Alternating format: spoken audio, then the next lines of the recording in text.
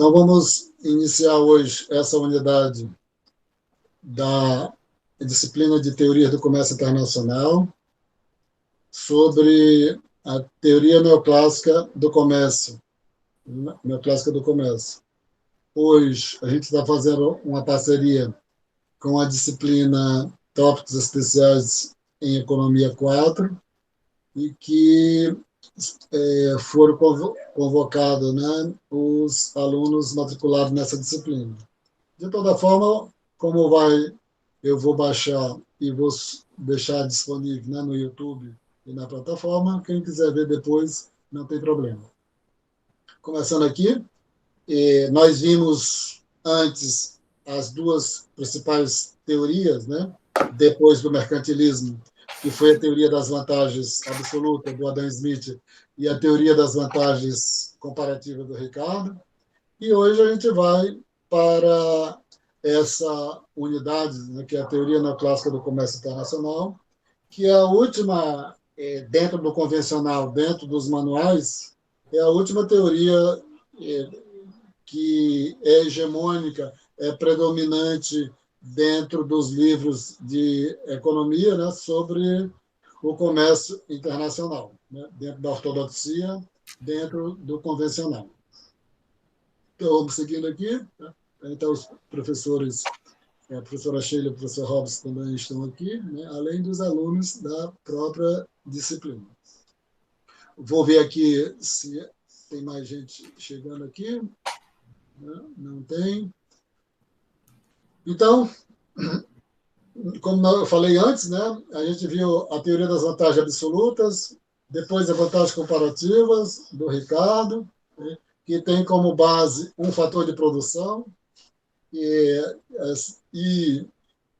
a marca principal, tá dando, o que vai diferenciar o que um país, em que produto um país é mais produtivo do que o outro, tá dando, se ele tem uma maior produtividade, né, naquele produto, a partir do cálculo, né, do trabalho que é utilizado, porque no modelo só tem um fator de produção, só o trabalho. Agora, tá dando, nós vamos para frente, né, que as diferenças de recursos, né, é a única fonte de comércio ali, tanto nas vantagens absolutas como nas vantagens comparativas, né? A vantagem comparativa é influenciada pela interação entre os recursos das nações e a tecnologia de produção. E agora, vamos para a teoria desenvolvidas pelos suecos, Eli Heckscher e Bertolini. É interessante, né, que é muito incomum a gente estudar alguma teoria dentro da economia que não seja de algum americano, algum inglês ou francês, né? Esse aqui, essa teoria, né, que alavancou a economia neoclássica, né, dentro do comércio internacional, foi elaborada por dois suecos. O Heckscher é mais antigo, elaborou em 1919, publicou o trabalho dele, mas só passou a ser divulgado, né, quando o seguidor dele, o Olin, em 1933, começou a divulgar em inglês, né,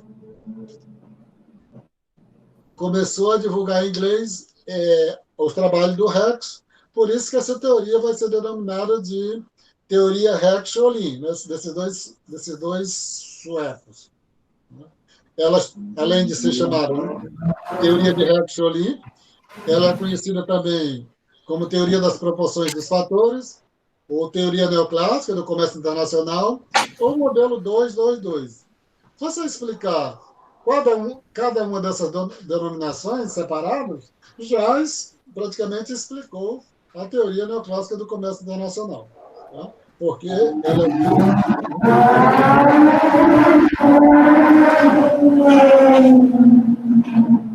O Robson está pegando aí as motos que estão passando na tua.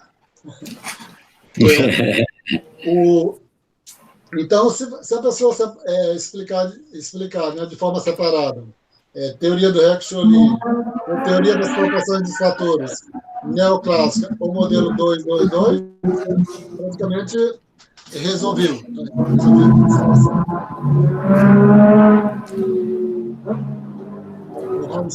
situação. Esse seu som aí, é só uma controladora dele, tá? Opa, valeu, obrigado. Então, tá dando. É interessante que, para qualquer uma pessoa que vai falar em teoria neoclássica do comércio internacional, ver qualquer uma dessas denominações, né, já fica atento, porque se refere a ela, né? Ou o modelo Heck-Scholin, teoria Heck-Scholin, ou teoria das proporções dos fatores, ou teoria da dotação dos fatores, teoria neoclássica, ou modelo 222. Eu gosto muito dessa teoria, modelo 222, né, porque diz muito os fundamentos dela. Bom? O que essa teoria hoje ilumina, né? Assim, ela é muito restritiva, né? Porque, infelizmente, ela é baseada em todas as restrições, em todos os pressupostos restritivos que a gente vai ver na frente, né? Da teoria neoclássica em relação à realidade, né? Mas a gente está tratando de economia internacional, né? E vamos dizer assim, eu estava vendo ontem no jornal, né? Aí até o meu filho me chamou a atenção. Olha, no último trimestre a China cresceu 18,2%. Tá vendo? É uma coisa absurda, impressionante. Né? Então, será que a gente discutindo ou a partir da teoria neoclássica do comércio internacional, a gente poderia entender alguma coisa? Tá vendo? Não estou falando que ela tem uma relação direta, né? Mas é só para a gente dizer assim, que nós temos a realidade e estamos estudando a teoria por outro lado. A previsão de crescimento dos Estados Unidos para 2021 é de 6,5% a 7%. É uma coisa muito absurda, né? Que você saiu de 4% negativo ano passado para esse valor agora, esse ano. Tá vendo? No Brasil, a gente talvez não chegue a 4%, porque crescer 3,5% ou 4% no Brasil é como não crescer nada devido ao baque do ano passado. Isso é interessante. Então, outra coisa que também da realidade, né, a gente tem o padrão de comércio brasileiro, que é muito ligado à questão rural, né, do minério ou do agronegócio. Tá? É possível a gente discutir isso com o desenvolvimento. Tá? E também, né, falando isso, repetindo, porque ela tem premissas muito restritivas, muito mesmo, que a gente vai ver logo em seguida. O objetivo aqui, nós estamos baseados no capítulo 5 do Paul Krugman e outros, né, de Economia Internacional, e o objetivo aqui é explicar as diferenças de recursos, que geram um padrão específico de comércio, discutir por que os ganhos do comércio não se estendem igualmente em longo prazo, e identificar os prováveis ganhadores e perdedores, compreender as possíveis ligações entre o aumento das trocas comerciais e a crescente desigualdade de salários no mundo desenvolvido. E ver como os padrões de comércio. Isso eu não vou ver, não, porque senão vai ficar muito longa a nossa apresentação aqui. Bom, eu utilizo, que nem eu falei para vocês, está vendo? A base que eu uso é do livro do Paul Krugman e do Oberstfeld e do Melitz, que é esse livro aqui. Tá? Não sei se está dando para vocês verem aí esse livro. Tem esse livro aqui que eu vou mostrar para vocês, tá? Que é um livro para quem é mais preocupado em fazer concurso. Tá vendo? É um livro muito utilizado. Ele é mais e sintético, deixa muita coisa de fora, mas ele pega o essencial, né? Que é da Maria Auxiliadora de Carvalho e do César Roberto Leite da Silva.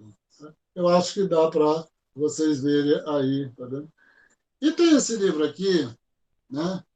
Que eu não sei se vai dar para vocês verem aí, tá vendo? Que só nesse tema aqui, da teoria neoclássica do comércio internacional, ele tem 6 capítulos, tá? 6 capítulos. Então, se estudasse, né, de forma bastante detalhada, né, levaria quase um mês, né, para passar por essa parte. Né? Que nós vamos tentar fazer basicamente nesse encontro, né? E mais atividade que eu vou colocar lá na plataforma para os alunos. Aqui eu vou mencionar aqui as suposições simplificadoras, né, da teoria neoclássica do comércio internacional. E não é bom se assustar, tudo, porque são muito simplificadoras, muito, mesmo, tá distancia muito essa estrutura analítica da realidade, mas é assim, a gente não tem muito para onde correr, né? Existem dois países, dois bens homogêneos, dois fatores de produção homogêneos, cujas dotações iniciais são fixas e relativamente diferentes para cada país. Isso aqui diferente da teoria do Ricardo e da teoria do Adam Smith, porque lá são dois bens, dois países e um fator de produção. Aqui são dois bens, dois países e dois fatores de produção. Então, essa é a novidade aqui. A tecnologia é a mesma para os dois países, essa é uma grande restrição, mas faz parte do modelo. A produção se caracteriza por retornos constantes de escala para os dois países, para os dois produtos, né, nos dois países. É uma grande restrição também. Os dois produtos têm diferentes intensidades de fatores. Aqui já é uma característica própria, né, do modelo. Gostos e preferências são os mesmos nos dois países. Uma grande restrição muito intensa, né? E existe concorrência perfeita nos dois países. Da estrutura do modelo, né? Aí diferencia amplamente mesmo a realidade, né, do modelo. Os fatores, quem chegou aqui? Boa noite, Ellen. Os fatores têm mobilidade perfeita dentro de cada país, mas não entre países. Não existe custo de transporte. Não existe política de restrição ao movimento de bens entre os países ou interferência na determinação de preços e de produção pelo mercado. Feito isso, né, a gente vai agora para iniciar mesmo aqui o detalhe. Oi, Ellen. Vamos dar sequência aqui. Isso aí foi tirado desse livro aqui que eu mostrei que ele é grandão, né, do Applied, Field e Cobb. Né? Então, vamos para a primeira sessão do capítulo do Paul Krugman, do livro que nós fomos utilizando. Tá? Infelizmente, aqui vai ter um grau de abstração meio elevado e tudo, mas que a gente possa um pouco chegar em algum ponto. Eu vou fazer todo o esforço do mundo para que a gente possa entender qual o significado da teoria neoclássica do comércio internacional. Começando, repetindo lá, né? A teoria do Adam Smith responde assim, como é que responde a pergunta? Em qual produto um país vai se especializar? Naquele produto que tem a vantagem absoluta. No Adam Smith, ou no Ricardo. Em qual produto o país vai se especializar? Pela teoria das vantagens comparativas do Ricardo. Aquele país que tem a vantagem comparativa, que é calculado, né, a partir do custo de oportunidade. Aí a gente viu, né, de uma forma bastante detalhada no nosso encontro passado. E aqui nós vamos responder isso, né, de assim, como é que se define em qual produto o país vai se especializar. Então, vamos percorrer um certo caminho aqui. Tá? Só fazer uma observação que eu fiz no encontro passado, mas que também é feito aqui, tá? Que é muito, independente da teoria que se utilize, né, se é a teoria neoclássica, etc., tá vendo? O Adam Smith não, o Paul Krugman sempre faz essa observação, é o seguinte, né? Geralmente, o fundamento da teoria das vantagens comparativas, do custo de oportunidade, ele vai caminhando, sendo embarcado pelas teorias modernas, tipo a chamada teoria neoclássica do comércio internacional. Aí ele diz o seguinte, né, que eu disse no encontro passado, todo mundo, 90%, não é nem ideia dele, está dizendo assim, eu estou aqui mencionando uma observação de um grande economista famoso, chamado é, Samuels, tá? Que os professores aqui que estão aqui na sala, que são mais antigos, tá vendo? Todos estudaram, né, pelo o manual, né, do Samuels, que era o manual mais famoso que você tinha ali, tá vendo, pela década de 70, década de 80. Tá? Ele morreu aí com 96 anos, está com uns 10 anos que ele morreu, ou não sei, tá vendo? E aí o Samuels, aí o Paul Krugman pega uma observação do Samuels, que é o seguinte, 90% dos economistas e das pessoas que falam sobre vantagens comparativas raciocinam como vantagem absoluta. Eu sempre gosto de falar isso, tá vendo? Porque é até uma forma das pessoas ficarem atentas quando estiver falando de uma coisa e de outra. Né? Então vamos aqui, a gente vai chegar num determinado momento que vai ter de dizer o seguinte, né? Pela teoria neoclássica do comércio internacional, em qual produto o país vai se especializar. Que nós estamos com dois produtos, dois países, dois fatores de produção, e como o objetivo é sugerir que os países devem estabelecer comércio, se deve estabelecer comércio, tem de dizer em qual produto o país vai se especializar. Então, vamos para a primeira seção. Modelo de uma economia de dois fatores. Por que ele vai apresentar isso? Né? Porque nos outros modelos que a gente tinha visto até então, a gente só via modelo com um fator de produção. Né? Isso é a versão mais simples do modelo 222, né, teoria da clássica do comércio internacional, porque aqui a gente está verificando, né, sem o estabelecimento de comércio. Né? Aí, só para, em termos de formação, nós vamos aqui sempre falar em dois países. Né? Um país vai ter o nome de doméstica e outro país vai ter o nome de estrangeira. Vai ter dois produtos, um produto vai ser tecidos, outro produto vai ser alimentos. Tá? E os dois fatores de produção, que um é terra e outro é capital, tá? De forma geral. Esse suprimento de fatores são fixos, né? Fixos no sentido de, se você tem 1.000 unidades de capital, você não vai para 1.200 ou não vai para 900, vai 1.000 ali para poder fazer as devidas análises. Então, primeira seção, né? No preço e produção. Tanto tecidos quanto alimentos são produzidos usando capital e trabalho. Diferente, né, dos outros modelos que só utilizavam um fator de produção. Então, o alimento utiliza capital e utiliza trabalho. Né? O tecido utiliza capital e utiliza trabalho. A função de produção de cada produto determina a quantidade a ser produzida, né? Considerando o emprego de capital e trabalho.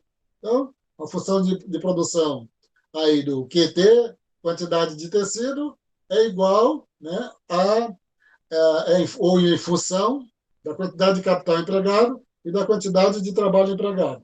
Tá? O QA, quantidade de alimentos, é a função da quantidade de capital empregado e da quantidade de trabalho empregado. Vamos lá. Tanto tecidos quanto alimentos são produzidos usando capital e mão de obra, né? Definindo as seguintes expressões que estão relacionadas com as duas tecnologias de produção, né? Aqui, AKT, quantidade de capital usado, né, para produzir tecido, ALT, a mão de obra usada para produzir uma determinada quantidade de tecido, AK, a capital usado para produzir uma caloria de alimento, e ALA, mão de obra usada para produzir uma caloria de alimento. Aí é só para verificar que lá na frente pode ter algumas letras, mas aí o T é de tecido, o A de alimentos, né? O K de capital, o L é de trabalho, né? do labor. Né? Mas aí, aqui nós estamos chamando não de força de trabalho, né? Mas a mão de obra mesmo utilizada na empresa. A diferença com o modelo ricardiano, das vantagens comparativas, no modelo de proporções de fatores, se pode falar na quantidade de capital ou de trabalho utilizada para produzir uma determinada quantidade de tecido, uma jarda, ou alimento, uma caloria, em vez da quantidade necessária para produzir essa quantidade. Por que pode fazer isso, né? A razão para dizer que você pode falar na quantidade utilizada e não na quantidade necessária. Tá? É porque há dois fatores de produção. Tá? E se há dois fatores de produção, você pode balancear mais capital, mais trabalho, menos capital, tá? Mais trabalho. Então, você pode balancear. Então, se há dois fatores de produção, podendo haver espaço para a escolha do uso dos insumos, então você pode falar na quantidade de capital ou trabalho utilizada para produzir uma determinada quantidade. E em vez da quantidade de capital ou trabalho necessário. No geral, as escolhas dependem dos preços dos fatores para mão de obra ou capital. Aí agora nós vamos para um exemplo numérico, aqui já diretamente para um gráfico, que eu, eu não sei se eu recortei o capítulo separado para deixar mais fácil para os alunos na plataforma. Tá? Mas se eu não fiz, eu vou fazer isso, tá? Porque para a leitura desse gráfico é muito pertinente, tá dando, se não ler assim da forma direta, ler os detalhes que está no capítulo. Mas vamos aqui. A quantidade, vamos aqui, a KT, quantidade de capital para produzir o tecido, uma determinada quantidade de tecido é 2, ou se a gente fosse lá para trás, né, o coeficiente técnico de produção do tecido em relação ao capital é 2, você precisa de duas unidades aí, tá vendo?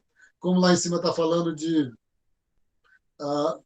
nas quantidades, né, para produzir uma jarda, tá? Ou produzir uma caloria de alimentos, então vamos dizer assim, você precisa de duas unidades, né, de capital para produzir tecidos, duas unidades de trabalho para produzir o tecido, duas unidades de capital para produzir o alimentos e duas unidades de trabalho para produzir o alimento.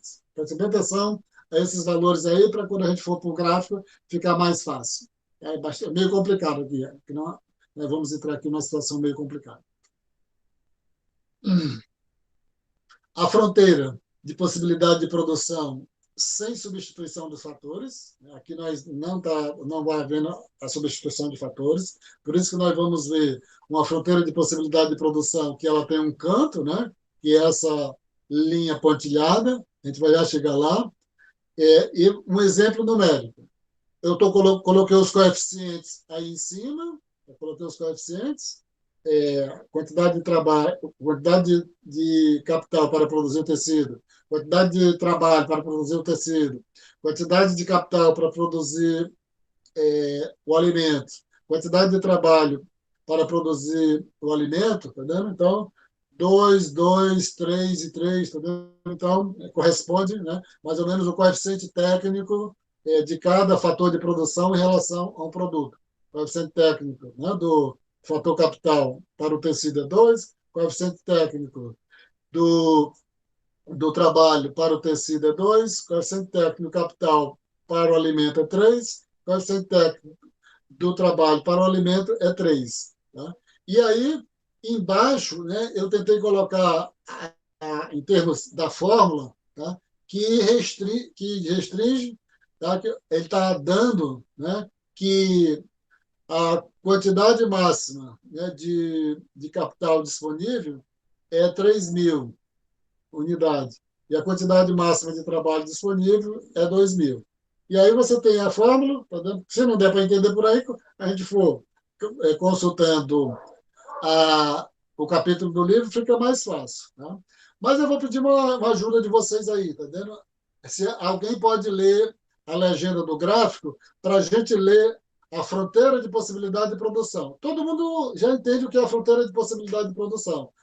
É a quantidade máxima que é possível produzir, dado os recursos. Tá? É, antes de ler, eu vou só dizer o seguinte: se a gente tivesse só um fator de produção, ficava muito fácil, né? Que você tem na linha vertical o alimento, né? Então, se destinasse todo o trabalho para produzir o alimento, né? Era só dividir pelo coeficiente técnico de produção, a gente saberia.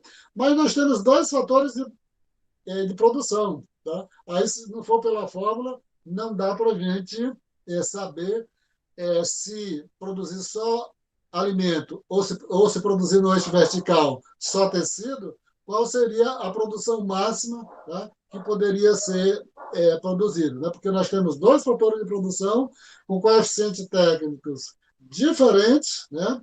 E aí tem de ver só a partir da forma. Alguém pode ler aí, tá vendo?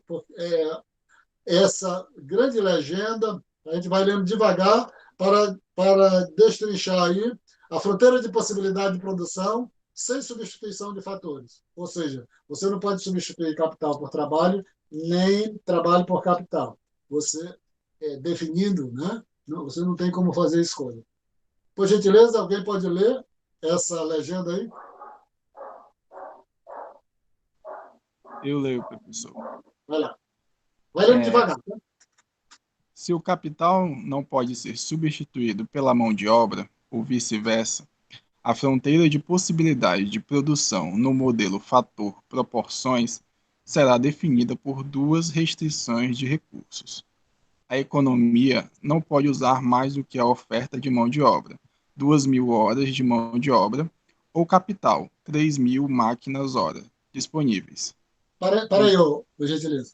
Então, só para verificar, se for produzir só alimentos, você tem dois fatores de produção. Você tem restrições dadas, correto? Então, você vai destinar capital e trabalho para produzir só alimento. Como capital tem um coeficiente para produzir, o capital para produzir o alimento é 3, e como a mão de obra tem uma restrição, né? A mão de obra para produzir alimentos é 3. Então, se destinar tudo para produzir só o alimento, como é que fica? Fica até fácil. Qual foi o valor? Olha para a fronteira de possibilidade de produção, essa linha tracejada vermelha. Deu 1.000. Por que que deu 1.000? Porque é só dividir o 3.000 por 3 e o 3.000 por 3, aí não tem problema. Deu para entender aí? A linha vertical?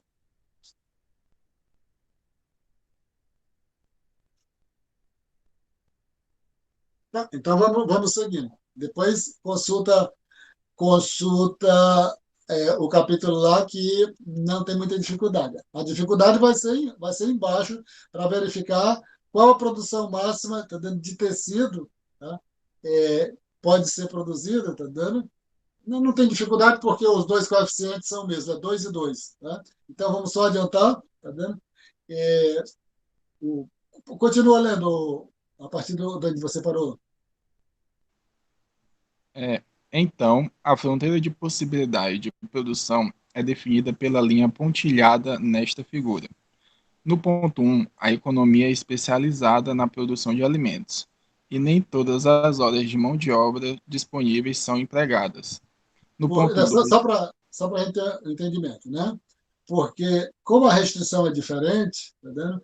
Aí, se você destinar toda a produção, né, só para alimento, tá? Aí a gente vai ver o motivo lá para frente, tá vendo? Aí não dá para combinar você usar todo o trabalho e todo o capital na produção só de um produto, porque os coeficientes, as restrições são diferentes. Tá? Pode seguir. no ponto 2, a economia é especializada na produção de tecidos, e nem todas as horas de mão de obra disponíveis são empregadas. No ponto 3 de produção, a economia emprega. Não, desculpe. No ponto 3 de produção, a economia emprega toda a sua mão de obra e recursos de capital. A característica importante nesta fronteira de possibilidade de produção é que o custo de oportunidade de tecidos em termos de alimentos não é constante. ele sobe de 2/3 para 2, enquanto o mix de produção da economia desloca-se em direção ao tecido. Tá bom. A gente vai ver mais detalhes disso mais lá para frente, né? Mas o que eu quero chamar a atenção aí é que nessa fronteira de possibilidade de produção, com dois fatores de produção, é, você tem dois produtos, tá vendo? É, se você destina todos os fatores para produzir um produto, não é possível você combinar para usar todos os fatores para produzir só um produto. Agora, se você está em autarquia, você não está em comércio, tá vendo? Você pode combinar o uso de todos os fatores de produção para produzir os dois produtos, alimentos e tecidos, né? Vendo, tá dando de acordo com as restrições, quanto você pode destinar para tecido e quanto você pode destinar para alimento. Como aí tem um grau de complexidade muito relativo, tá vendo? Nós vamos ver lá para frente essa questão, tá vendo, de por que que ele disse, tá vendo, que no ponto 1, tá vendo, nem toda quantidade de um determinado fator de produção pode ser utilizado. Por que que ele disse que no ponto 2 nem toda quantidade de um fator de produção pode ser utilizado? Aí isso vai ficar claro, né, mais lá para frente. Mas aqui está só mostrando o seguinte, né? De início, para você explicitar, desenhar uma fronteira de possibilidade de produção, onde tenha dois produtos e dois fatores de produção sem substituição de fatores, tá vendo? A fronteira de possibilidade de produção, ela fica com esse formato irregular. Ela não fica, tá vendo, como uma curva, tá vendo, sem esse canto. Vamos para frente aqui. Permitindo a possibilidade de substituição agora, né, de capital por trabalho, capital por mão de obra e vice-versa. Essa substituição remove a irregularidade na fronteira de possibilidade de produção, tornando a curva, né, a figura do próprio slide, ela vai se tornar uma curva e não esse formato aí que tem um canto, né, que dava no ponto 3. Aqui no ponto, se eu voltar aqui, é que ela fica com essa curva, que ela fica com esse canto, aqui no ponto 3. A forma curva diz que o custo de oportunidade em termos de alimentos para produzir mais uma quantidade de tecidos aumenta conforme a economia produz mais tecido e menos alimentos. Então, a diferença aqui é que nessa fronteira de possibilidade de produção, com substituição de fatores, agora ela fica uma curva porque agora você pode combinar as diferentes proporções de capital e trabalho para produzir alimentos e para produzir tecidos, né, simultaneamente. Alguém, de novo, pode ler a legenda aí, né, que descreve a fronteira de possibilidade de produção com substituição de fatores?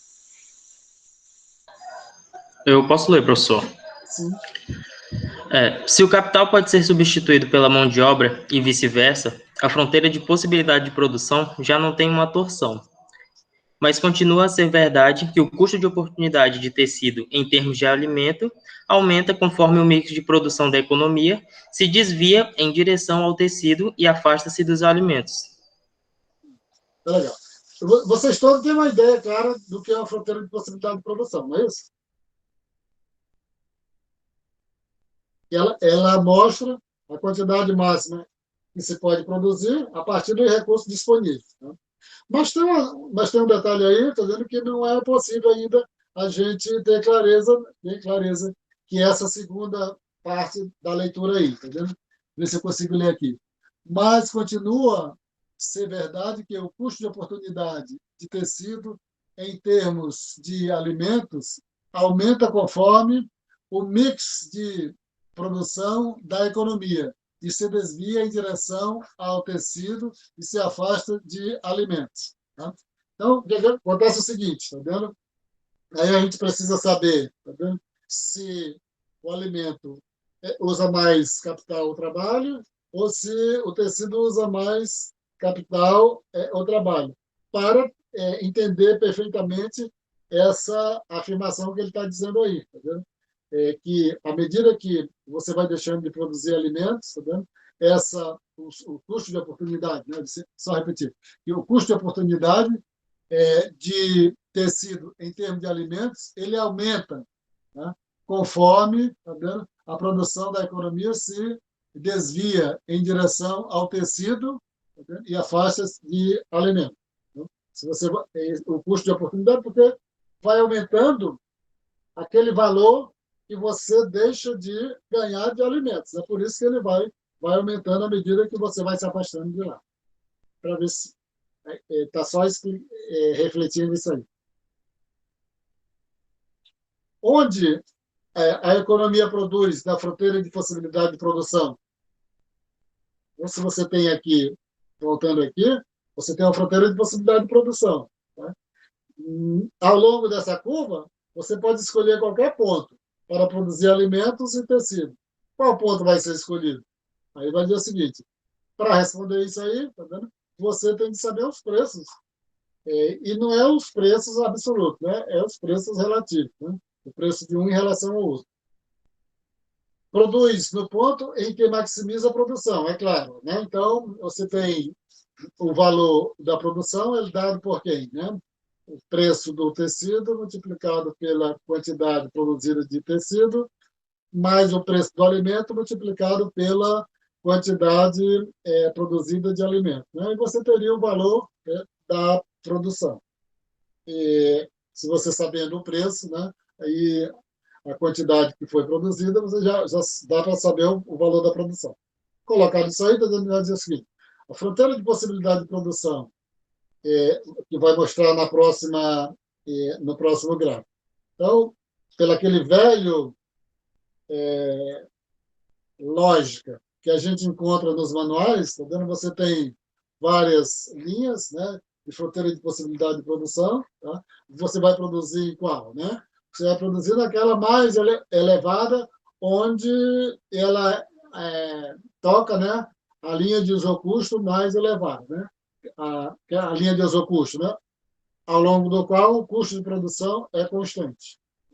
Então, você tem a linha de fronteira de possibilidade de produção, tá? E dando uma determinada declividade da linha de isocusto, você vai produzir naquele ponto onde, com uma determinada declividade, né, definida, a linha de isocusto mais afastada, mas que tangencia a fronteira de possibilidade de produção, é nesse ponto aí que vai maximizar a produção. Alguém pode fazer a leitura dessa legenda aí, né, do preço e produção?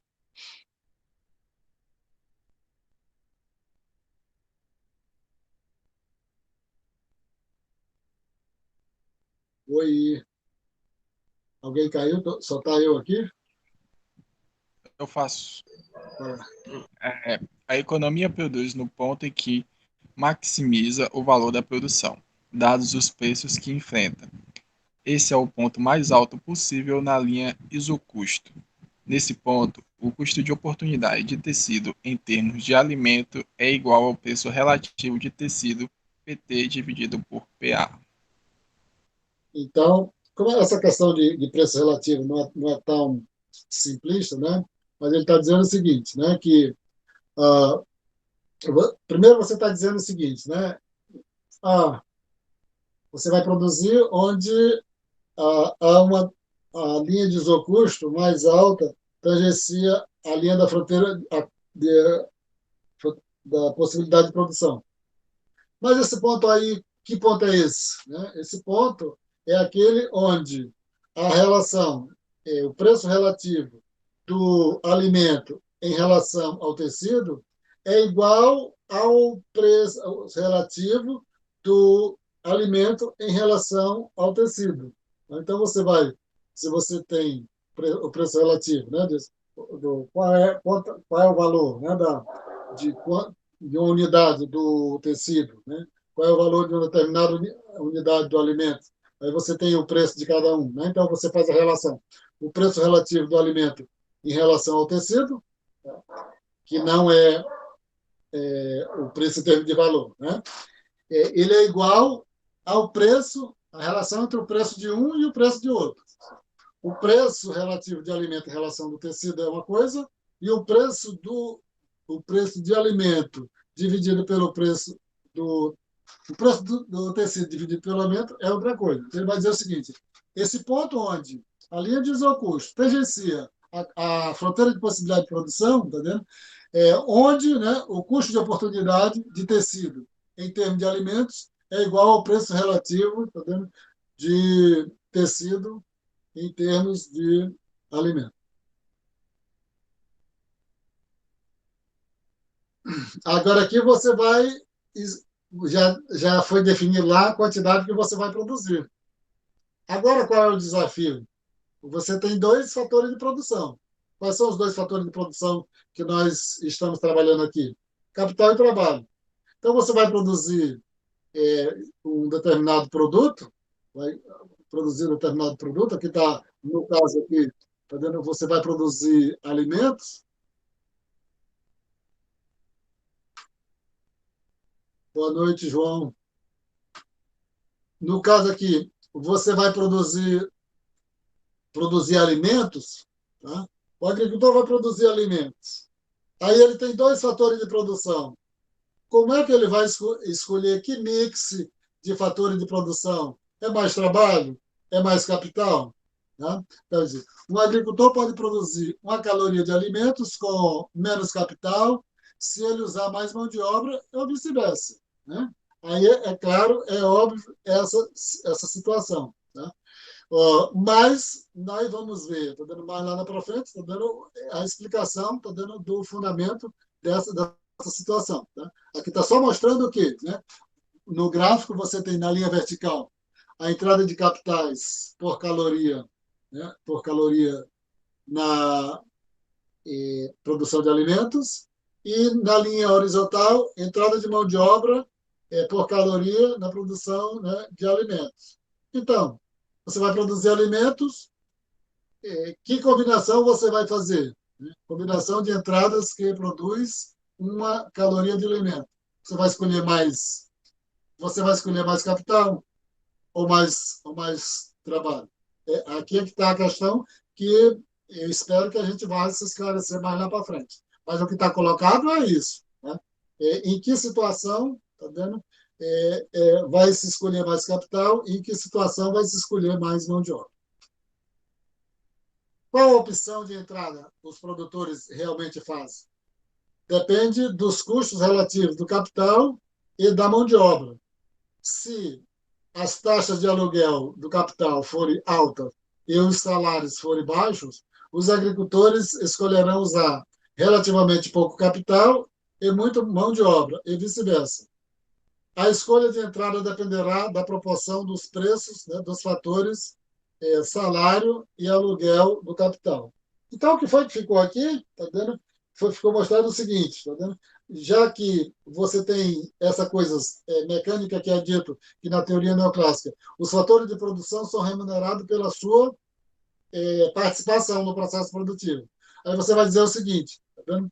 Se você tiver um aluguel do capital muito elevado e você tiver o salário da mão de obra for mais baixo, então é muito provável que você vai utilizar mais mão de obra do que capital. Ou vice-versa, se o capital for mais barato e a mão de obra mais caro, significa que você vai utilizar mais capital e menos mão de obra. Tá vendo? Isso aqui é no campo do teórico, mas tá vendo? É importante, tá vendo? Para todos que vão ler qualquer coisa, tá vendo? Saber que a lógica é essa. E estar por dentro da lógica é muito importante. Modelo de uma economia de dois fatores, né? Como é que se escolhe os mix de produção? Então, os mix de produção. E aqui, quando for lido essa legenda, aí a gente já está quase por dentro, entendendo a teoria neoclássica do comércio internacional. Essa legenda pequena e grande, por gentileza, alguém pode ler para mim, por favor?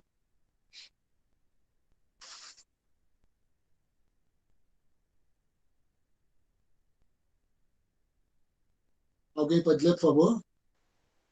Eu leio. Em cada setor, A proporção de mão de obra para capital utilizado na produção depende do custo de mão de obra em relação ao custo de capital, W sobre R. A curva AA mostra as opções de proporção mão de obra de capital na produção de alimentos, enquanto a curva TT mostra as escolhas correspondentes na produção de tecido. Em qualquer proporção de salário aluguel determinado, a produção de tecido usa uma maior taxa de mão de obra capital. Enquanto este for o caso, dizemos que a produção de tecido é mão de obra intensiva e que a produção de alimentos é capital intensivo. Então, você tem aqui, né, a proporção de salário-aluguel, tá? E a proporção mão de obra capital. Proporção salário-aluguel na vertical e a proporção mão de obra capital na horizontal.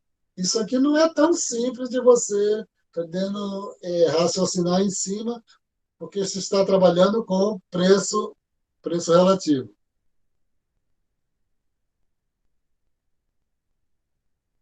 Você está trabalhando com preço relativo.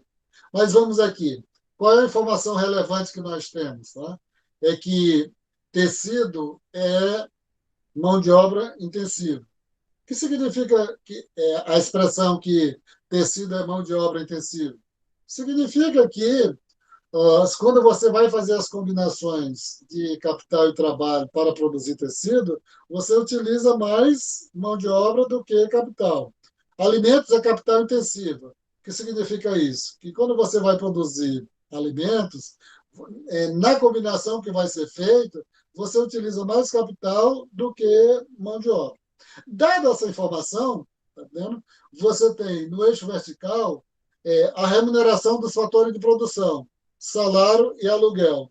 Embaixo você tem o preço relativo, né, dos fatores de produção, né, mão de obra e capital.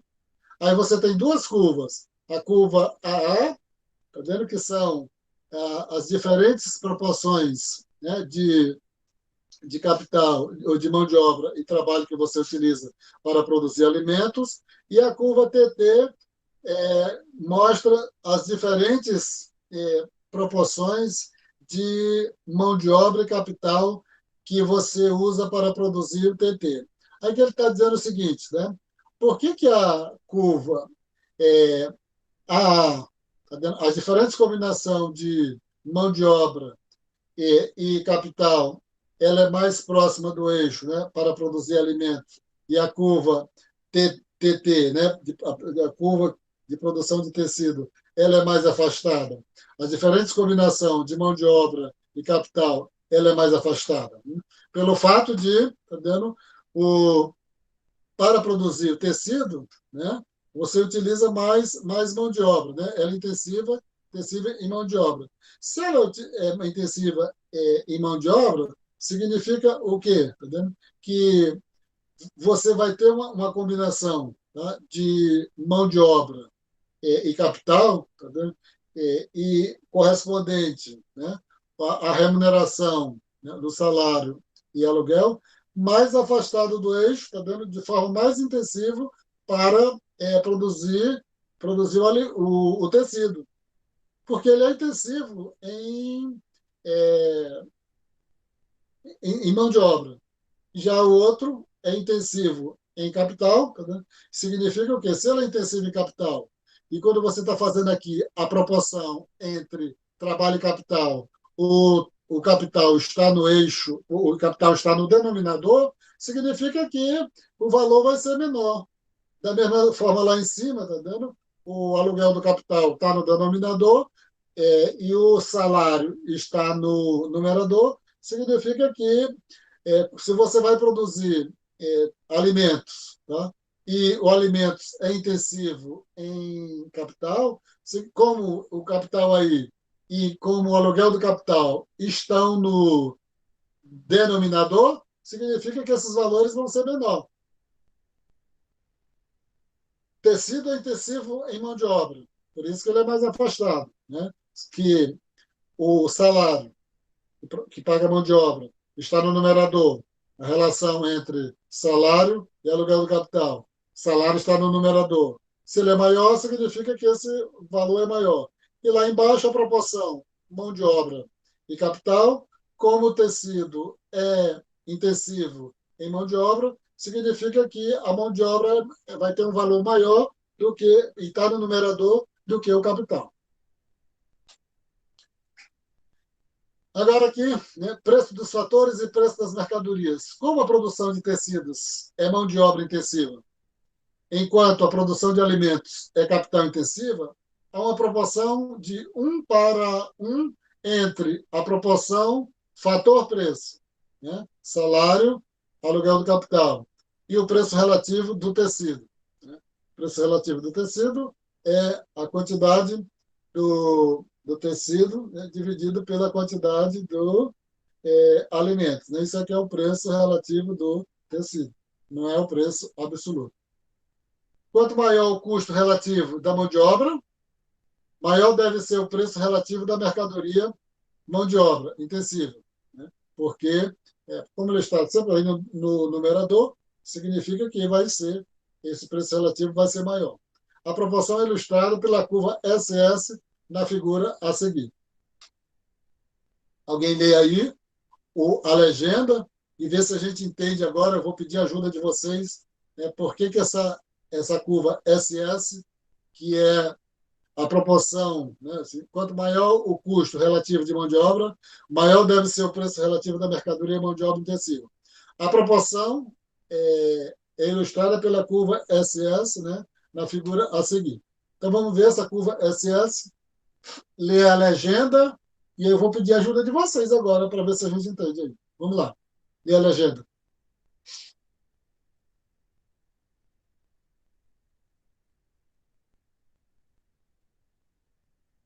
Olha a legenda.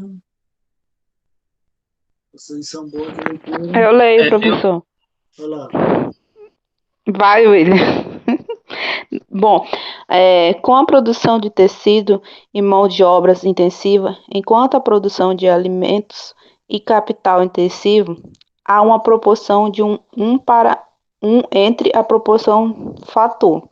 Preço, acho que salários, W barra S. E o preço relativo do tecido PT dividido para PA. Enquanto o maior custo relativo da mão de obra maior deve ser o preço relativo da mercadoria mão de obra intensiva. A proporção é ilustrada pela curva SS. Então, vamos ver aí o que está mostrando, né, pela curva SS. No eixo vertical, você tem o preço relativo de tecido. Preço relativo de tecido. É o preço da mercadoria. No eixo horizontal, você tem a proporção, tá vendo? Das remunerações dos fatores de produção, do aluguel e do aluguel não, né? Do salário e o aluguel do capital. O que ele está mostrando aí, né? Que quanto maior for, né, a proporção salário-aluguel, né, quanto maior for o custo, né, da mão de obra em relação ao capital, maior será o preço relativo do tecido em relação ao alimento, né, porque o tecido é mão de obra intensiva. Eu não sei se já está claro para vocês o que é mão de obra intensiva, o que é capital intensivo. Nos eixos aí, tá vendo, tem o PC, é porque o gráfico está com as denominações em inglês, né? É o preço do... Como é o C de tecido aí, professor Robson? Só para me ajudar aí. O C de tecido em inglês. Acho que é cloth, né? Alguma coisa assim. E o PF, né, é o preço do food, né, que é o preço dos alimentos. Então, o preço do tecido dividido pelo preço dos alimentos. Então, está dizendo assim que quanto maior for a proporção da remuneração dos fatores, né, do aluguel, né, do salário aluguel, tá, maior será o preço relativo do tecido. Porque porque o tecido é salário, o tecido é mão de obra intensiva. Aqui nós estamos tratando exclusivamente da relação preço da mercadoria tecido e o preço, tá vendo, dos fatores de produção.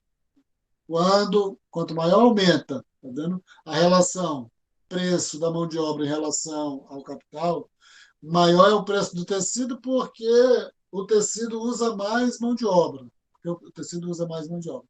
Por isso que essa curva SS tem esse formato, né? Esse aí formato.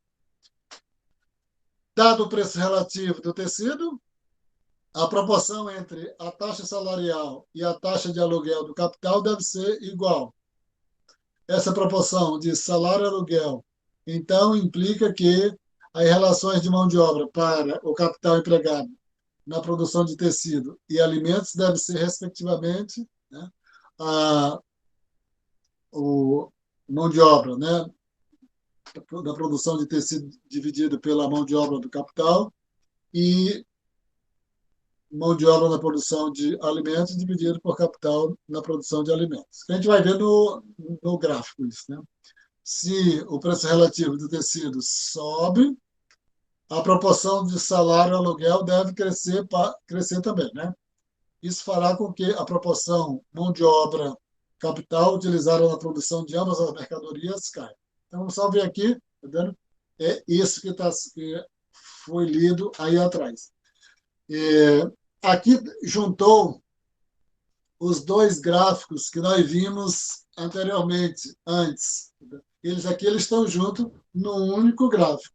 Vê se agora dá para a gente destrinchar melhor. Tá? Mas aqui, quando alguém lê, né, esse gráfico, né, de preço de mercadorias para opções de entrada, tá? Aí nós vamos ver aqui, eu vou tentar falar sem a legenda. Alguém lê a legenda? Que lendo a legenda, aí eu vou pegar a lógica aqui. Vamos lá. Por gentileza, alguém lê a legenda.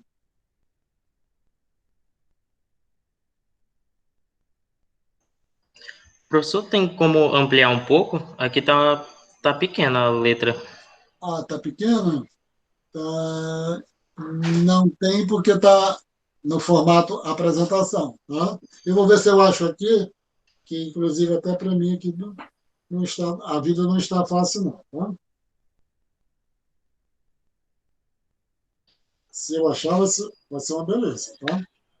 Não, aproxima um pouco aqui da tela, professor, eu consigo ler a legenda. Então vai lá. Dado o preço relativo do tecido, o preço do tecido pelo preço do... Espera aí. Eu posso ler aqui. Eu encontrei no livro aqui, tá? Tá, beleza, é que eu não estou conseguindo ver qual é a letra pequena Tá bom, tá. em cada uma dessas. Então, nós estamos aqui, vamos começar a fazer a leitura aqui a partir da esquerda, tá? O preço relativo do tecido. Né? Aqui do lado esquerdo do gráfico. Vocês olharam só para o gráfico, na linha horizontal de baixo. Tá? Então, dado o preço relativo do tecido, PT sobre PA, né? E o 1 em cima é só para identificar, a proporção entre a taxa salarial, no eixo vertical, a taxa salarial e a taxa do aluguel de capital deve ser igual, né, a W sobre R1, né, que é essa linha aqui. Dá para ver meu cursor aqui? Dá para ver meu cursor? Sim. Então, eu vou fazer assim, tá? Vê meu cursor aqui. Eu vou ler. Dado o preço relativo de tecido, aqui, 1. A proporção aqui, a proporção entre a taxa salarial e a taxa de aluguel de capital deve ser igual a esse ponto aqui. Né? Que aí isso aqui você está fazendo aquela curva SS que a gente estava vendo lá. Tá? Então, dado o preço relativo do tecido, tá vendo? A proporção entre a taxa salarial e o aluguel do capital deve ser essa aqui. Tá? Deve ser essa. essa proporção de salário-aluguel aqui, essa proporção de salário-aluguel aqui, então implica que as relações de mão de obra para o capital empregado na produção de tecido e alimentos devem ser, respectivamente, né, é, essa linha pontilhada aqui mais clara é a produção de alimentos e essa linha vermelha é a produção do tecido. Então, dado essa relação salário aqui, aluguel, tá? Então, o que ele está dizendo aqui? Tá? Implica que as relações de mão de obra para o capital empregado na produção de tecido e alimentos devem ser, respectivamente, esse ponto aqui e esse ponto aqui, né? Que corresponde aqui no alimento essa proporção, né, de mão de obra e capital, e no tecido essa proporção de mão de obra e capital. Aí vamos aqui de novo para o lado esquerdo. Quando você aumenta o preço relativo do tecido, o que acontece? Quando aumenta o preço relativo do tecido, o que acontece? Se o preço relativo do tecido sobe, se o preço relativo do tecido sobe para esse valor aqui, o que acontece? A proporção eixo vertical, se ele sobe para isso aqui, a proporção salário-aluguel aqui no eixo vertical, tá vendo? Cresce para esse ponto aqui, né? Cresce para esse ponto. Isso fará com que a proporção mão de obra utilizada para a produção de ambas as mercadorias, alimentos e tecido, né, corresponda a esses valores aqui, dentro da proporção mão de obra capital. Essa quantidade de mão de obra capital para produzir alimentos e essa proporção mão de obra capital para produzir tecido. Aqui está juntando o quê? Os dois gráficos que nós vimos lá atrás, tá? Para ilustrar, entendeu? A passagem do preço das mercadorias para a proporção dos fatores. Tá? Então, como é que você, tá, explica que proporções de capital e trabalho você vai utilizar, tá vendo? Você poderia fazer o seguinte, tá, eu vou ver o preço do capital e o preço do trabalho. Mas aqui ele está dizendo o seguinte, não, vamos esticar essa relação, não vamos só para a remuneração dos fatores. Esses fatores produzem alguma mercadoria. Então, vamos primeiro verificar o preço dessas mercadorias. A partir do preço dessas mercadorias, a gente vai verificar, tá vendo, quais são as quantidades ideais, tá vendo, de fatores de produção que podem ser combinados para produzir esses produtos. Recursos e produção.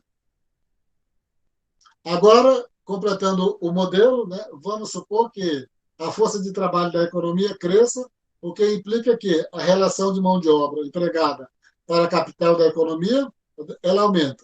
Então, você tinha uma determinada relação de mão de obra e capital, e essa relação aumentou. Como a economia emprega as horas de mão de obras adicionais, então você tinha uma determinada situação, e de uma hora para outra aumentou a relação mão de obra capital. Como é que se aplica, tá vendo, as quantidades adicionais de mão de obra que apareceram na economia? Um aumento da oferta de mão de obra desloca a fronteira de possibilidade de produção da economia para fora, né? Do TT, né, para o TT2. Tendo, para quem é mais familiarizado, já sabe, né, porque está falando, né, que o TT aí está se referindo à curva de produção de tecido. Como o tecido é intensivo em mão de obra, significa que o aumento da mão de obra está favorecendo, né, a produção de tecido, mas desproporcionalmente na direção da produção de tecido. O resultado é que em um preço relativo inalterado de tecido, a produção de alimento, na verdade, declina da quantidade Q1, né, para a quantidade Q2. Por quê? Dizendo isso antes de olhar para o gráfico. Tá? Aumentou a quantidade dos fatores de produção relativa ao trabalho. Quem se beneficiou? A produção de tecido. Por quê? Porque tecido utiliza intensivamente mão de obra. Alimento utiliza intensivamente capital. Aumentou a quantidade de trabalho. Quem se beneficiou foi a produção de tecido. Quem se prejudicou foi a produção de alimentos, né, porque a produção de alimentos utiliza intensivamente capital. E isso aqui que eu estava dizendo está aqui, tá, nesse gráfico. Se der para ler o gráfico, né? Quando terminar de ler a legenda, terminando a legenda, eu dou uma ideia, tá vendo, do que significa esse gráfico aí. Tá? Recursos e possibilidade de produção. Ou seja, o que está mostrando aí? Tá vendo? Dado o recurso, modificação da quantidade de recursos com a quantidade máxima de produção, que é possível, tá vendo? Com alguma modificação. Vamos aí? Lendo a legenda. Eu leio, professor. Pode ler. Um aumento da oferta da mão de obra desloca a fronteira de possibilidade de produção da economia para fora, de TT1 para TT2, mas desproporcionalmente na direção da produção de tecido. O resultado é que, em um preço relativo inalterado de tecido, indicado pela inclinação menos preço de tecido pelo preço de alimento, a produção de alimentos, na verdade, declina de QA1 para QA2. Tá bom. Então, nós estamos no nosso modelo aqui com 2 produtos e 2 fatores de produção. Aqui no gráfico você tem no eixo vertical produção de alimentos e no eixo horizontal produção de tecidos. A gente viu que como é que se combina as diferentes quantidades de capital e trabalho para produzir um determinado produto a partir do preço da mercadoria. Aqui nós estamos vendo, está dando uma situação na qual se modifica a quantidade de um determinado fator de produção. Aqui ele está sendo ilustrado que aumentou a quantidade de mão de obra. Aumentou a quantidade de mão de obra. E não se alterou o preço e não se alterou a quantidade de capital. Não se alterou a quantidade de capital. Como você tem diferentes combinações, o que interessa aqui para a gente é dizer o seguinte, que é uma coisa que deve ser repetido. Tá vendo? É que um produto é intensivo num determinado fator de produção, outro produto é intensivo no outro fator de produção. Nunca um fator de produção é intensivo para 2 produtos. Nunca mão de obra é intensivo para tecido e alimentos. Nunca o capital é intensivo para tecido e alimentos. Sempre o fator de produção é intensivo apenas para um produto. Está dizendo aqui que a mão de obra é intensivo para tecido. Então, no eixo vertical você tem alimentos, no eixo horizontal você tem tecidos. Aumentou a oferta de fatores de produção, a quantidade de mão de obra. O que aumentou, consequentemente, está dando a fronteira de possibilidade de produção. Com qual formato? Tá? Com qual formato? Ela aumentou viesada para a produção de tecido. Ou seja, aumentou mais a produção de tecido do que a produção de alimentos. Por quê? Porque o tecido utiliza intensivamente a mão de obra. E se fosse o contrário, seria a mesma coisa. Se tivesse aumentado o capital, o deslocamento da curva teria um viés maior para a produção de alimentos do que para a produção de tecido. Alguém tem alguma pergunta aí? Ou a gente pode ir andando? Tá vendo? Porque eu reconheço que aqui tem um grau de abstração. Tá vendo? Eu não vou negar isso, né? Que aqui tem um certo grau de abstração. Continuando, né, pelo entendimento dessa relação de fatores de produção, né, o efeito tendencioso dos aumentos dos recursos sobre as possibilidades de produção é a chave para a compreensão de como diferentes de recursos dão origem ao comércio internacional. Um aumento na oferta de mão de obra expande as possibilidades de produção, desproporcionalmente na direção da produção de tecido, porque tecido é mão de obra intensiva. Enquanto um aumento na oferta de capital amplia desproporcionalmente na direção da produção de alimentos, né, caso alimentos, né, seja capital intensivo. Em geral, uma economia tende a ser relativamente eficaz na produção de bens que são intensivos em fatores com os quais o país é relativamente bem dotado. Aqui eu já posso responder aquela pergunta que é respondida na teoria das vantagens absolutas do Adam Smith e na teoria das vantagens comparativas do Ricardo. Eu já posso dizer aqui, Daniel, em qual produto o país se especializa. Para o Adam Smith, com a teoria das vantagens absolutas, o país se especializa naquele produto que tem vantagem absoluta. Para o Ricardo, na teoria das vantagens comparativas, o país se especializa naquele produto que tem o menor custo de oportunidade. Aqui eu já posso responder. Em qual produto o país se especializa? O país se especializa naquele produto, tá, que utiliza intensivamente o fator de produção no qual o país é bem dotado. E qual o país é bem dotado.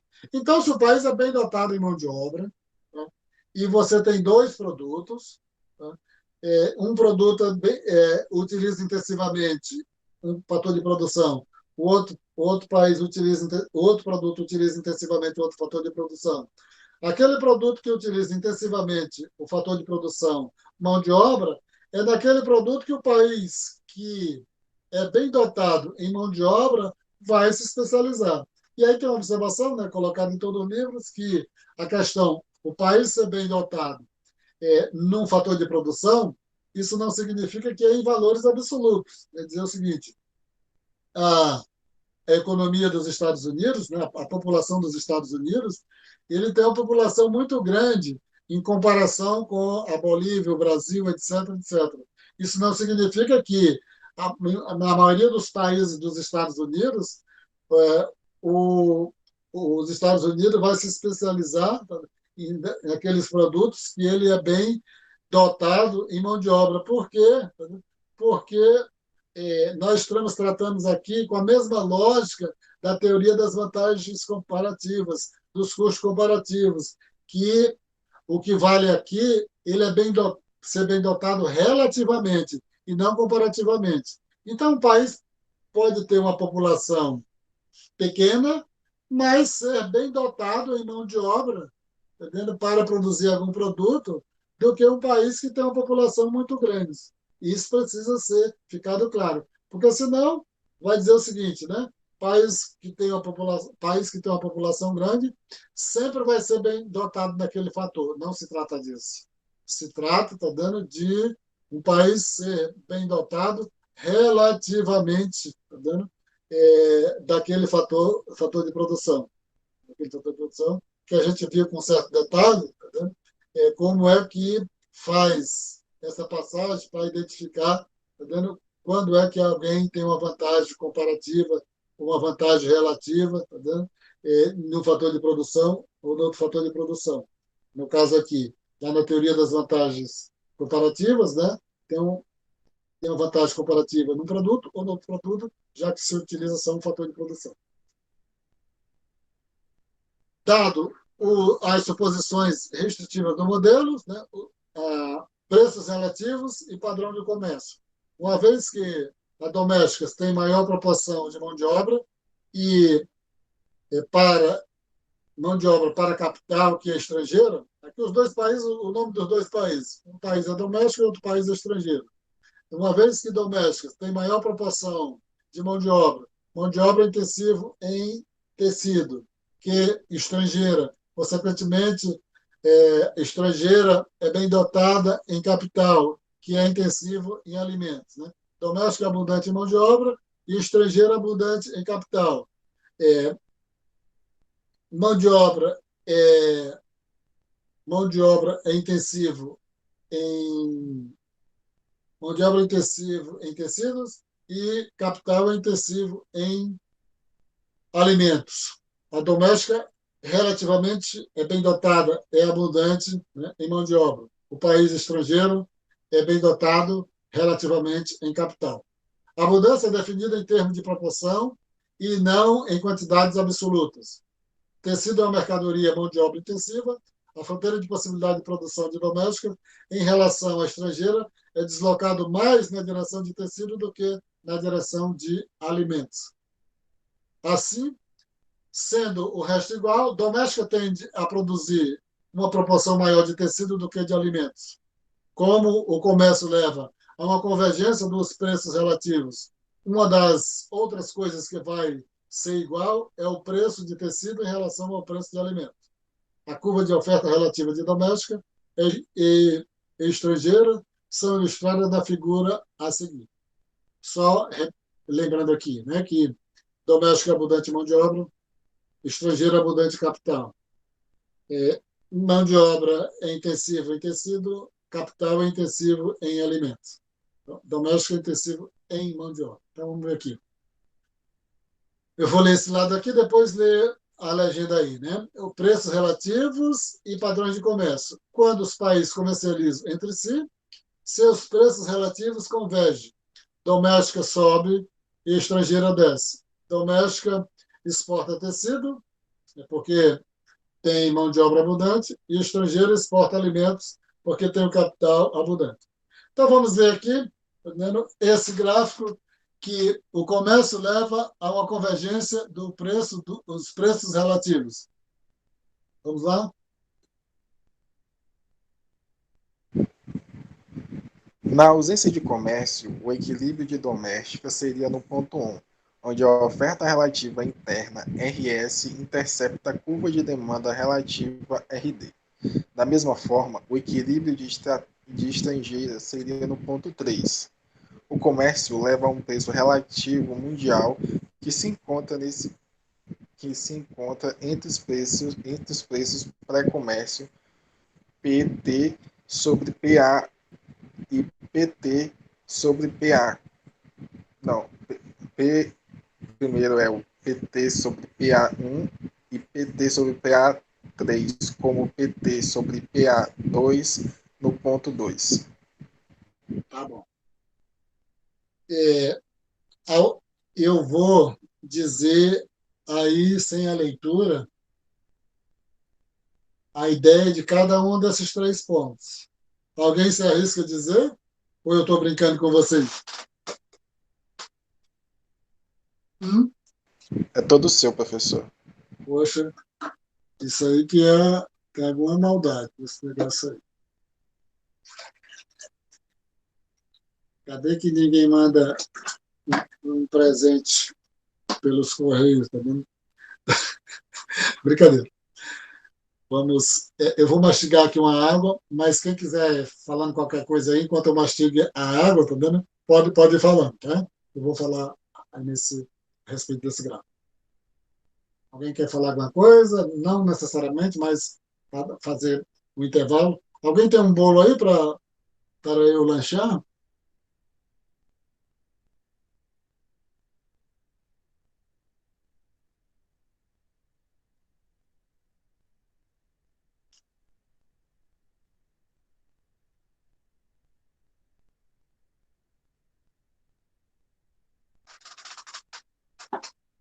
Professor Robson, não tem café aí, não?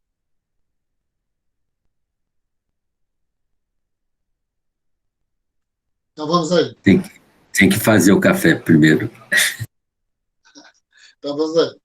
Esse gráfico tem 3 pontos aí, o ponto 1, o ponto 2 e o ponto 3.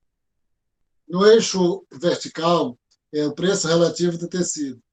No eixo horizontal, a quantidade relativa de tecido. A quantidade relativa de tecido. O que ele está mostrando aí? Né? Ele vai tentar mostrar o que acontece com os preços relativos quando é estabelecido o comércio. Então, no ponto 1, sem comércio, está mostrando o equilíbrio no país doméstico. O país doméstico é abundante relativamente em mão de obra. E mão de obra é utilizado intensivamente na produção de quê? Na produção de tecidos. Significa que o ponto 1 está realmente ilustrando isso, tá vendo? Que, como no eixo horizontal está mostrando a quantidade relativa de tecido, tá? A quantidade relativa de tecido em relação aos alimentos, significa que o país doméstico vai produzir muito mais tecidos, por isso que está aí nesse ponto 1, tá vendo? Com um preço relativo bem baixo, já que ele é abundante em mão de obra, esse preço relativo do tecido vai ser bem baixo, porque ele tem muita abundância. Significa que a remuneração de mão de obra vai ser mais barato, tá vendo? Em doméstico. O ponto 3. O ponto 3 está mostrando o equilíbrio no país estrangeiro. O país estrangeiro é abundante em capital. É abundante em capital, que capital é utilizado intensivamente na produção de alimentos. Significa que se o país estrangeiro ele é abundante em capital, ele tem certa escassez de mão de obra. Consequentemente, o preço relativo de tecido vai ser muito mais elevado. Por isso que vai estar esse ponto 3 aí. Um preço relativo mais elevado e uma quantidade menor, tá, de produção de tecido relativo. Aí você tem, né, o ponto 1, equilíbrio de doméstica, e o ponto 3, equilíbrio de estrangeiro. Aí, estabelecendo o comércio, o que é que acontece? Tá? Você vai ter uma convergência, tá? Um equilíbrio, tá? Sair dos extremos, né? Dos preços relativos de tecido mais caro em estrangeiro, mais barato em doméstico, você vai ter uma situação intermediária quando estabelece o comércio, que é o ponto 2. Ponto 2.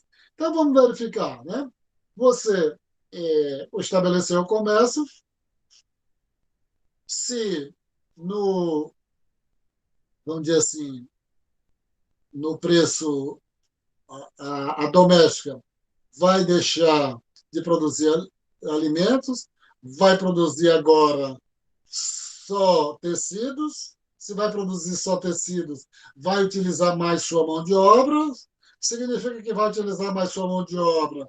Esses salários vão aumentar um pouco, o preço do tecido, né, vai aumentar um pouco. Significa que o preço, né, relativo do tecido de doméstica vai subir um pouco.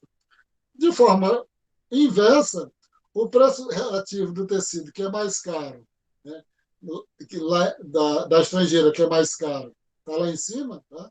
Ele vai ser reduzido porque a estrangeira, tá vendo, vai tirar parte de seus recursos, tá vendo, que estavam destinados para produzir tecido, e vai produzir alimentos, né? Significa que esse preço relativo vai ser reduzido para se aproximar aí, para corresponder a esse ponto 2.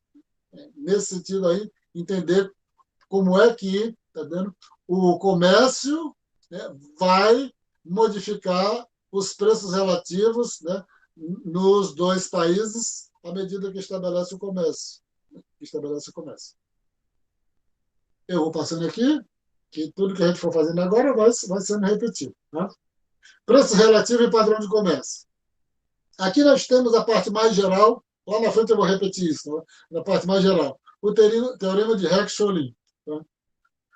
O país que é abundante em um fator exporta o bem cuja produção é intensiva nesse fator. Fazendo em forma de enunciado, né? Os países tendem a exportar mercadorias cuja produção seja intensiva nos fatores com os quais os países são dotados abundantemente. Aqui chegou o momento de eu perguntar se vocês entendem perfeitamente esse enunciado. Porque na teoria das vantagens absolutas do Adam Smith, né, responde o seguinte: em qual produto o país deve se especializar? Naquele produto que o país tem vantagem absoluta. Na teoria das vantagens comparativas do Ricardo, em qual produto o país vai se especializar? Naquele produto que tem o menor custo comparativo ou tá dando, calculando pelos os custos relativos, né? Custo relativo. Agora nós estamos na teoria neoclássica do comércio internacional, a teoria da dotação dos fatores, teoria das proporções dos fatores. E está dizendo aí o seguinte, né? Os países tendem a exportar mercadorias cuja produção seja intensiva nos fatores com os quais os países são dotados abundantemente. Aí vocês agora não têm como correr, tá? Já que negaram, tá dando bolo para mim, negaram café, mas agora todos vocês vão ter de responder aqui em qual produto o país se especializa pelo caminho aqui da teoria da clássica do comércio internacional. Eu vou aqui pela lista, aqui eu vou ser bem gentil. Pela lista aqui, a primeira é a Graciane. Vai lá, Graciane. Em qual produto o país se especializa normalmente?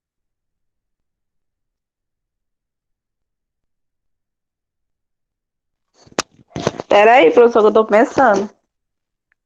Poxa, eu fiz esse estrago doido? Pois é.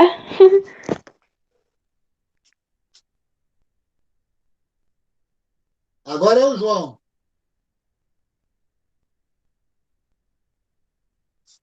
Bora, João. Todo mundo está querendo te escutar. Professor Robson. Bora. Tá ouvindo?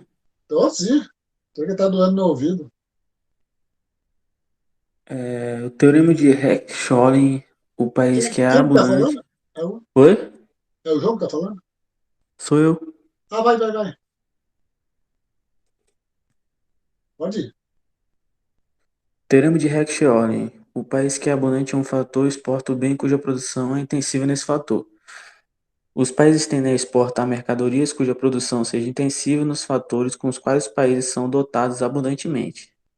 O que eu estou querendo, Comércio e João? distribuição de renda. O comércio internacional pode ter um efeito poderoso sobre a distribuição de Não. renda até mesmo Não em longo vamos, prazo. não vamos, não. Eu quero, nesses duas primeiras aí, no primeiro ponto e no segundo ponto, que está colocado de forma um pouco estruturada, é que as pessoas digam de forma natural tudo, tá vendo? Como é uma forma mais à vontade, sem muito critério, de você expressar isso. Em qual produto o país se especializa? O que eu quero é que eu já passei pela Graciane, já passei pelo João, tá vendo? A Graciane está pensando. Agora eu vou para o Willen. Willen, como é que a gente pode dizer isso aí de forma mais à vontade? No caso, o país ele vai se especializar onde a produção dele onde a produção dele vai ser intensiva no fator de produção. Se no caso é intensiva na mão de obra, ele vai se especializar no produto cujo o fator intensivo seja a mão de obra. Então, levando ao segundo ponto, como ele vai se especializar no produto onde a produção dele vai ser intensiva nesse fator, então vai ser esse o produto que ele vai exportar. Se a gente for levar em consideração os exemplos, a mão de obra intensiva, ele vai estar utilizando mais mão de obra, que nos exemplos que a gente tinha do... Tá correto, tá correto. tá, só para... É o seguinte. Ele vai utilizar... Desculpa, professor. É como se a produção dele for intensiva na mão de obra, ele vai se especializar no tecido. Então, vai ser esse o produto que ele vai se especializar e, consequentemente, vai ser esse o produto que ele vai estar exportando. Correto. Ficou correto o raciocínio? Sim. O que falta é a gente falar isso de forma mais acelerada. Dizer o seguinte, em qual produto, pela teoria neoclássica do comércio internacional, o país vai se especializar? O país vai se especializar naquele produto que utiliza intensivamente o fator de produção que o país é abundante daquele fator, né? Então, vamos aqui no exemplo aqui. O país vai se especializar na produção de tecido né, vai se especializar na produção de tecido, se ele for bem dotado, tá? Se ele for bem dotado no fator de produção, mão de obra, porque a mão de obra é utilizada intensivamente na produção de tecido. E aqui já está definido, porque o modelo já diz isso. Né? O país doméstico é bem dotado em mão de obra, e quem é que utiliza intensivamente mão de obra? É o tecido. Então, o país doméstico vai se especializar em tecidos. O país estrangeiro é bem dotado relativamente em capital. Qual é o produto que utiliza intensivamente capital, no exemplo? É alimentos. Então, estrangeira vai se especializar em alimentos, porque alimentos utiliza intensivamente capital, e estrangeira é bem dotado relativamente em capital. Então, é um trabalho danado dizer isso, mas é assim. Tá? Mas vamos aqui agora para uma observação referente a comércio e distribuição de renda. A gente já viu lá atrás que quando aumenta um fator de produção, se aumenta o capital, se aumenta o trabalho, quem vai se beneficiar quando aumenta um fator de produção é aquela produção que utiliza intensivamente esse fator de produção. A gente viu, aumentou a mão de obra. Quem se beneficiou? A produção de tecido. Por quê? Porque tecido utiliza intensivamente, né, mão de obra. Aumentou também na produção de alimentos, mas foi numa quantidade, uma proporção muito menor. Né? Mas, ou seja, aumentou o fator de produção, quem se beneficia mais é aquele produto que utiliza intensivamente o fator que foi elevado.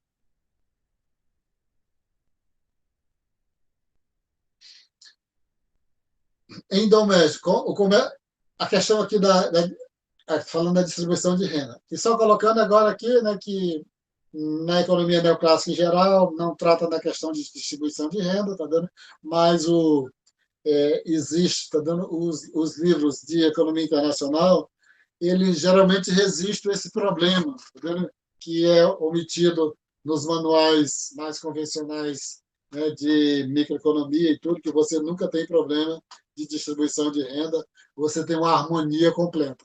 Mas no livro de economia internacional, eles registram essa questão. Né? Então, há um problema de distribuição de renda, a exemplo do que eu estava falando, né? Que tem certos setores que são mais beneficiados ou menos beneficiados, de acordo com o viés do fator de produção que aumenta ou diminui. O comércio internacional pode ter um efeito poderoso sobre a distribuição de renda, até mesmo no longo prazo. Em doméstica, onde o preço relativo dos tecidos sobe, as pessoas que recebem seus rendimentos de mão de obra ganham com o comércio, mas aqueles que derivam de seus rendimentos do capital ficam pior. Em estrangeira, onde o preço relativo do tecido cai, o oposto acontece. Os trabalhadores são prejudicados e os donos do capital são beneficiados.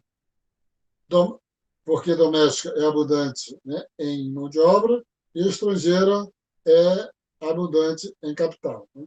Por isso que doméstica se beneficia quando o preço relativo do tecido sobe, e estrangeira se beneficia quando o preço relativo do alimento sobe, ou quando o preço relativo do tecido cai.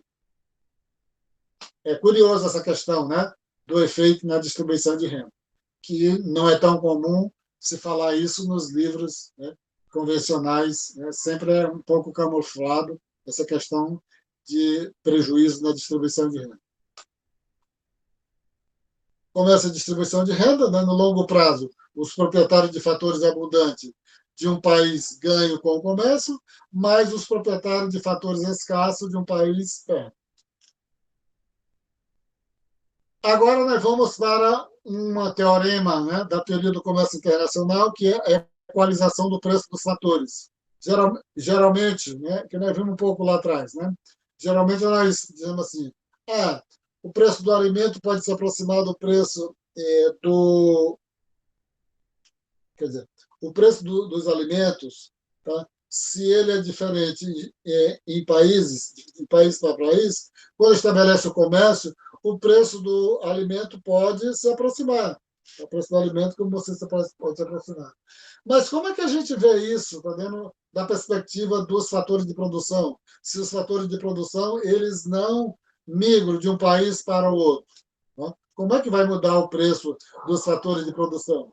E aí você tem esse teorema da equalização do preço dos fatores de produção, né? Do capital e do trabalho. Sem o comércio, o país doméstico, que é abundante em mão de obra, teria um preço relativo inferior de tecido do que o estrangeiro, que é abundante em capital. E a diferença dos preços relativos das mercadorias implica uma diferença ainda maior dos preços relativos dos fatores. Então, se você tem uma diferença grande nos preços relativos das mercadorias, dos produtos, mais ainda é a diferença no preço dos fatores. Mas vamos verificar como é que se dá a equalização do preço dos fatores, mesmo considerando que ninguém comercializa fatores de produção. Se comercializa o produto, né? Mas como é que vai afetar os fatores de produção? O comércio internacional leva à completa equalização dos preços dos fatores. Embora essa visão de comércio seja simples e atraente, há um grande problema com ela, né? No mundo real, o preço dos fatores não são equalizados, né? Aí nós temos um teorema que é eminentemente teórico, né? Ele está dizendo o seguinte: teoricamente, você teria uma equalização do preço dos fatores, né? Mas no mundo real seria distante, não se concretizaria. Para compreender como ocorre a equalização do preço dos fatores, pelo menos no campo teórico, né, quando doméstica e estrangeira comercializam entre si, quando estão trocando mais, porque eles estão trocando mais do que mercadorias, estão trocando indiretamente os fatores de produção. Então, se você está trocando tecido por alimentos, indiretamente você está trocando, né, capital por mão de obra. A gente vai ver, tem que raciocinar nesse nível de abstração e nessa alusão de que, indiretamente, você está comercializando os fatores de produção, embora os fatores de produção não migrem de um país para o outro. Aqui você já vai se olhar para algumas observações restritivas, tá vendo? Na realidade, o entendimento geral dessa equalização do preço é nesse sentido, mas vamos ver só algumas observações restritivas. A proposição de que o comércio equaliza os preços dos fatores não se sustenta se os países tiverem diferentes tecnologias de produção. Mas como o modelo diz que as tecnologias são iguais, embora nunca seja na realidade, mas a gente viu no início da nossa aula que o pressuposto, nossa posição restritiva é de que as tecnologias são iguais. Então, o teorema de equalização do preço dos fatores está válido. A equalização completa dos preços dos fatores também depende da completa convergência dos preços das mercadorias. Geralmente isso não acontece, mas vamos considerar que tenha, quando os países fazem fazem o comércio, há uma verdadeira convergência, né, entre o preço das mercadorias. Se o preço do tecido é diferente no Brasil e é diferente na Alemanha, fazendo o comércio, tá vendo? O preço do tecido na Alemanha e no Brasil vai ser o mesmo. Ainda que todos os países usassem as mesmas tecnologias e enfrentassem os mesmos preços dos bens, a equalização dos preços dos fatores dependeria ainda da suposição de que os países produzissem o mesmo conjunto de bens. O pressuposto do modelo é o mesmo, né? Ele está só dizendo aqui que, na realidade, não acontece bem isso. Sintetizando, né, você tem aqui o seguinte, né? A teoria do Rex Cholin afirma que cada país se especializa e exporta o bem que requer utilização mais intensiva de seu fator de produção abundante. Eu acho que ficou claro isso aí. Aí você tem algumas hipóteses, né? As tecnologias de produção são idênticas nos dois países. Hipótese 2, a função de produção de um país é intensiva num fator de produção, em mão de obra, e a função de produção do outro país é intensiva no outro fator de produção. Então, um país não pode ser intensivo, tá vendo?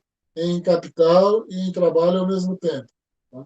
Então, a função de produção de um país só é intensiva, tá vendo? Num fator de produção. Terceira hipótese, em doméstica, a mão de obra é relativamente abundante e o país estrangeiro, o capital é relativamente abundante. Da mesma forma aí, um país não pode ser abundante ao mesmo tempo em dois fatores de produção. Ou é abundante em mão de obra, ou é abundante em capital. E a hipótese 4, as preferências dos consumidores são iguais nos dois países. Essa é uma hipótese, né, muito restritiva, mas faz parte do modelo. O teorema Heck-Scholin explica a diferença dos preços relativos das mercadorias entre os países e os respectivos padrões de vantagem comparativa. O teorema da equalização do preço, né, dos fatores de produção. O comércio de mercadorias equaliza a remuneração dos fatores de produção.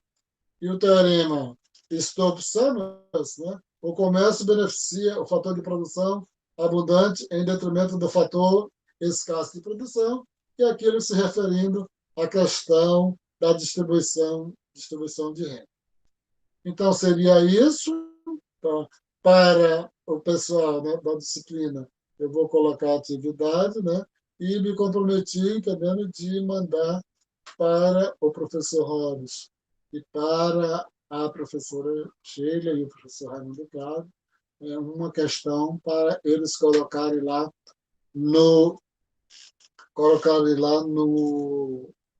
na plataforma para os alunos. Tá bom? Eu vou fechar aqui, a gente pode continuar falando alguma coisa, tá dando que quando os alunos saírem, ainda vou mostrar um negócio aqui para o professor Robson. Por enquanto, eu vou interromper a gravação, tá? Para amanhã eu coloco